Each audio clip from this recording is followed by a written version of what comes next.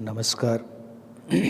इस वीडियो में हम एक बहुत ही महत्वपूर्ण प्रमेय को सिद्ध करना सीखेंगे और उसके अगले वीडियो में हम इस पर आधारित प्रश्नों को हल करना सीखेंगे।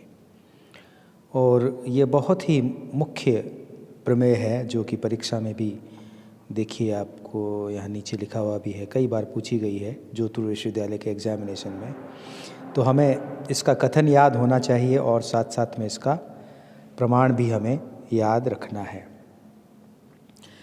प्रमेय का कथन इस प्रकार है, प्रत्येक वर्ग मैट्रिक्स स्वयं अपने अभिलाक्षणिक समीकरण को संतुष्ट करता है। हमें यह सिद्ध करना है कि हर वर्ग मैट्रिक्स अपनी अभिलाक्षणिक समीकरण को संतुष्ट करता है। तो अब हम यहाँ पर माना कि A एक n कोटि का वर्ग मैट्रिक्स है, तो तथा determinant A minus lambda i, यहाँ हम लेंगे A0 plus A1 lambda plus A2 lambda square plus AN lambda की power n। Means determinant A minus lambda i एक n घात का बहुपद होगा। लैम्डा यहाँ पर चर राशि के रूप में हमने यहाँ ली है। सिद्ध करना है कि तो ये जो A0 plus A1 lambda plus A2 lambda square plus and so on AN lambda raise n, इसको हम 0 के बराबर लिखेंगे तो निश्चित रूप से ये वर्ग मैट्रिक्स A की अभिलाक्षणिक समीकरण कहलाएगी। हम क्या सिद्ध करना चाहते हैं कि ये अभिलाक्षणिक समीकरण स्वयं वर्ग मैट्रिक्स A के द्वारा संतुष्ट होती है। तो अब हमें जो सिद्ध करना है वो ये है कि हम लैम्डा की जगह पर A लिख दें तो निश्चित रूप से जो हमें ये समीकरण मिलेगी हमेशा सत्य होगी। Means A0i plus A1a plus A2a square plus AN A raise n बराबर शून्य मैट्रिक्स। यहाँ पर जो शून्य दिख रहा है समीकरण 2 में राइट हैंड साइड में, ये शून्य मैट्रिक्स है क्योंकि ये एक मैट्रिक्स समीकरण है। तो ये हमें सिद्ध करनी है, ये समीकरण हम स्थापित करेंगे। तो इसका स्थापन के लिए हम यहाँ आगे बढ़ते हैं। चूँकि matrix A minus lambda i का प्रत्येक पद अधिक से अधिक लैम्डा का साधारण एक घातीय बहुपद है, इसलिए A माइनस लैम्डा i के प्रत्येक पद का सहखंडज अधिक से अधिक लैम्डा में साधारण n माइनस घातीय बहुपद होगा। तो यहाँ पर हमने सहखंडज की गुणधर्म का उपयोग करते हुए ये बात लिखी है। Means determinant A minus lambda i का प्रत्येक पद का सहखंडज अधिक से अधिक लैम्डा में साधारण n माइनस घातीय बहुपद होगा।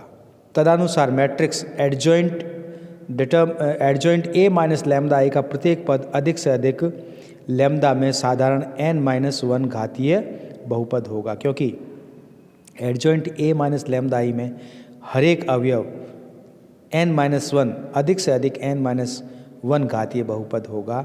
इसलिए हम adjoint matrix A minus lambda i को निम्न प्रकार से लिख सकते हैं। तो adjoint A minus lambda i बराबर B0 plus B1 lambda plus B2 lambda square plus and so on Bn minus 1 lambda raise n minus 1। Number 3 समीकरण होगी जहाँ B वे मैट्रिक्स है जिनके अवयव Aij में बहुपद है, परंतु A minus lambda i adjoint A minus lambda i determinant A minus lambda i के बराबर होता है। हम ये जानते हैं, ये सहखंडज का एक गुणधर्म है। तो इस गुणधर्म को हम अब आगे बढ़ाएंगे। तो A minus lambda i adjoint A minus lambda i की वैल्यू हम समीकरण 3 से यहाँ रख लेंगे और determinant A minus lambda i का मान हम समीकरण 1 से यहाँ लिख देंगे।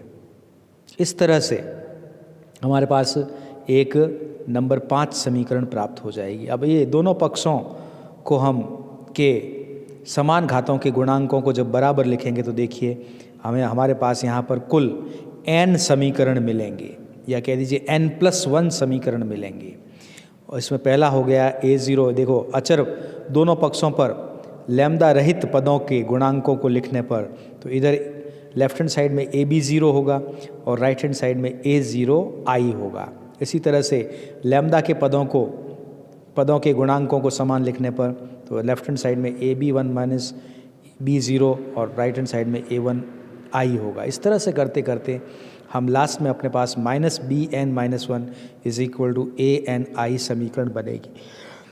अब इन समीकरणों को जो कि n+1 कुल समीकरण का निकाय हमें मिला है, इसमें से पहले समीकरण को i से, दूसरे को a से, तीसरे को a स्क्वायर से और इस तरह से अंतिम n+1वें को a रेज़ n से गुणा करके और फिर सभी समीकरणों को जोड़ने पर मीन्स सभी समीकरणों के लेफ्ट हैंड साइड को आपस में जोड़ के और यहाँ पर हम एक परिणामी समीकरण प्राप्त करेंगे। और हम देख रहे हैं नीचे जैसा कहा गया है वैसे गुणा करके और n+1 समीकरणों का नया रूप प्राप्त कर लिया गया है। अब इन सब को जब जोड़ेंगे तो देखिए लेफ्ट हैंड साइड में तो आ जाएगा a0i plus a1a plus a2a square plus and so on plus up to an into a raise n।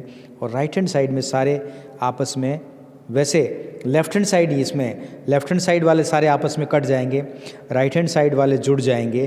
पर चूंकि नीचे 6 नंबर में जो ऊपर समीकरण निकाय का लेफ्ट हैंड साइड है उससे प्राप्त परिणाम को यहाँ राइट हैंड साइड में लिख दिया गया है और ऊपर प्राप्त निकाय के योग को यहाँ जो राइट हैंड साइड में था उसको लेफ्ट हैंड साइड में लिख दिया। इस प्रकार से हमें वो इच्छित समीकरण मिली जो कि ये प्रदर्शित करती है कि प्रत्येक समीकरण अपने अभिलाक्षणिक समीकरण को संतुष्ट करती है और इसे हम कैले थ्योरम के नाम से जानते हैं।